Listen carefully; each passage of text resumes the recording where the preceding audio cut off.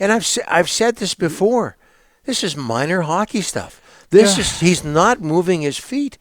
He's getting paid $11.6 million a year. What were you thinking signing to this guy, not Rick Tocchet, but management, to a contract? This goes way back. No, he doesn't move his feet. And they're right. He doesn't. Rick Tocchet's right. After the San Jose game, closed-door meeting, Tocchet, Pettersson, move your feet, move your feet, move your feet. And, okay, so some are going to say he's injured, Donnie. He was a game-time call in Las Vegas because of an illness, not injury. I still have nobody telling me he's injured. No team in the NHL would play a player back-to-back nights, Don, injured. He went to the Four Nations. Yeah, he went to the Four. But the risk involved, especially with a knee injury, the risk involved with playing a player back-to-back, let's say he's got a knee injury. Why would a National Hockey League team play a player back-to-back nights with a knee injury? I still have no one telling me he's injured, and maybe there's something there bothering him. I don't know, Don. Every player has something bothering him in late February, or maybe he does have something seriously bothering him. We hear about the knee tendonitis, but look at their top six. If he's not there, like what does it look like at that point now that JT Miller is gone? Oh, Miller's gone. And we were told Miller's gone is going to get better. Right. And with Pettersson. Yeah, with Pettersson. We were told that just get rid of JT and this guy's going to go right back to 100 points. It hasn't happened. Okay, so the Rick Tocchet quote is one thing. But as Iain's article continued, this is another quote that we pulled out of Iain's article. And Derek, if you don't mind. Elias Pettersson responds, we've tagged this. When we asked Pettersson, this is Iain's writing here, when we, Sportsnet, asked Pettersson whether confidence is a factor when struggling to score, the alternate captain said, it's more annoying dealing with the media. Yeah. Donnie, that's not the right response by him at all. At all. And, I'm going to take you back because you know the history better than anyone else. Can you imagine if Tony Gallagher was still here? Neil McRae, Jason Botsford. He goes on the road, Pettersson, and there's maybe 2 or 3 reporters, maybe 4, and half of them are club reporters.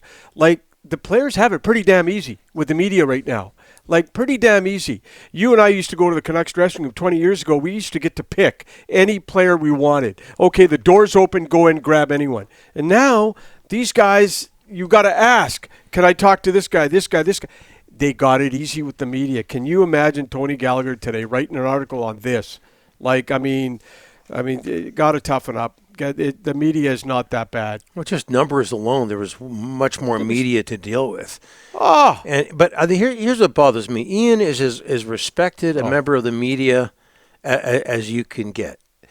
But I think Iain, I'm speaking for him here, and maybe I'm out of line here, but I think he threw in the description alternate captain for a reason. Mm-hmm. You're supposed to be a leader. Yeah, that's true. So you get asked a decent question, right? Mm-hmm. And you're making good money. You're living a dream life. I'm sorry, I know I go on about this, but you are. And you've got people who want to know answers to questions, the people who buck up for you. Mm-hmm. And he asked a decent question. Confidence, is it a factor when struggling to score? And he comes up with this smart-ass, disrespectful answer. You know what the media is? And this is for Jim Rutherford and Francesco Aquilini and Alvin and all these people who just don't seem to get the media out there. The media, guys, it's simple.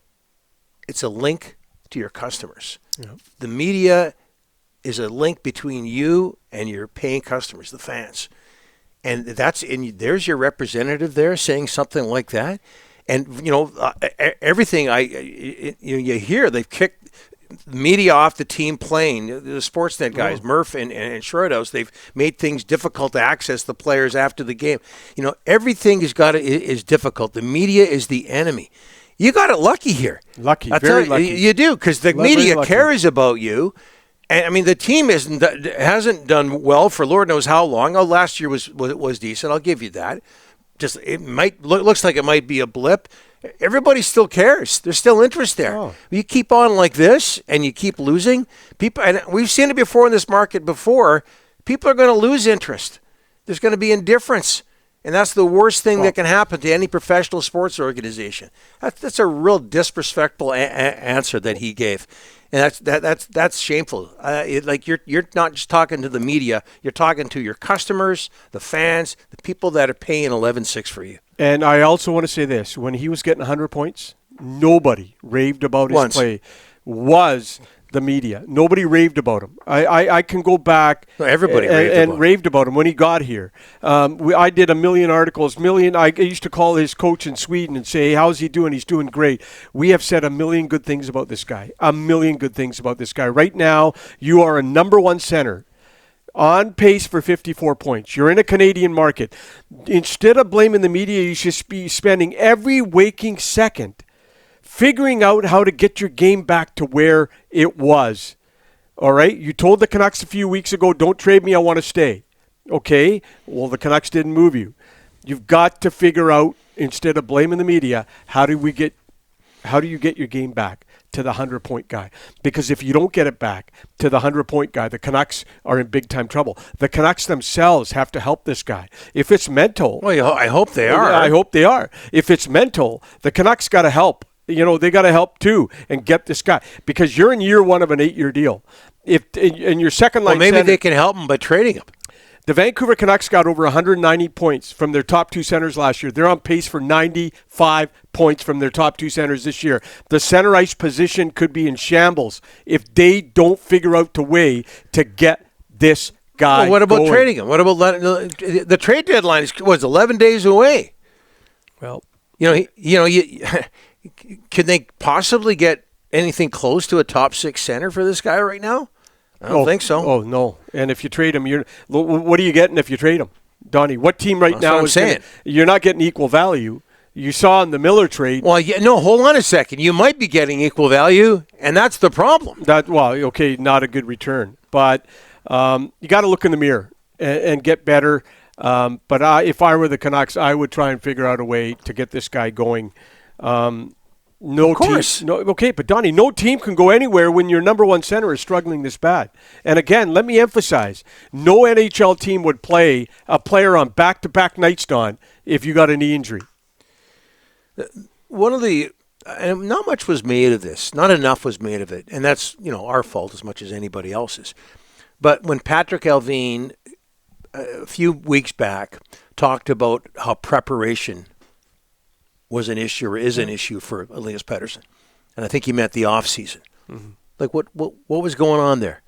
And there was a knee issue with tendonitis, but what if that's the case and that's an excuse, why would your general manager say that? So if he's getting bothered by the media, if he didn't prepare well enough in the off season, there's a ton of red flags there. Yep. This is one of the most disappointing contracts, maybe the worst in Canuck history. This is going to make Louis Eriksson look like the best deal in history. Like, honestly. Yeah, but Don, I'm not there. We're 4 months into the deal. He's got ample time to turn it around. He's got ample time. Okay, so he's got 7 years. He's got 7 years to turn it around. So I'm not going to label it as the worst contract in the world. 4 months into an 8-year deal, he's got ample time to turn it around.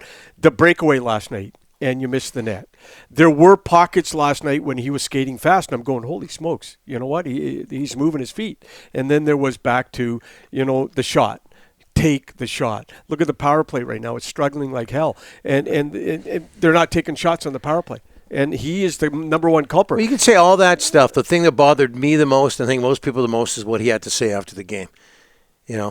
That's just that really, really. You can't in the Canadian market. You're right, Don. You can't blame the media. Go ask Mitch Marner. So you're on a breakaway, and all of a sudden, yeah, exactly with the Leafs. Go ask Mitch Marner. Yeah, but you're on a breakaway, and it's like, that Iain MacIntyre, I can't stand. I shot high.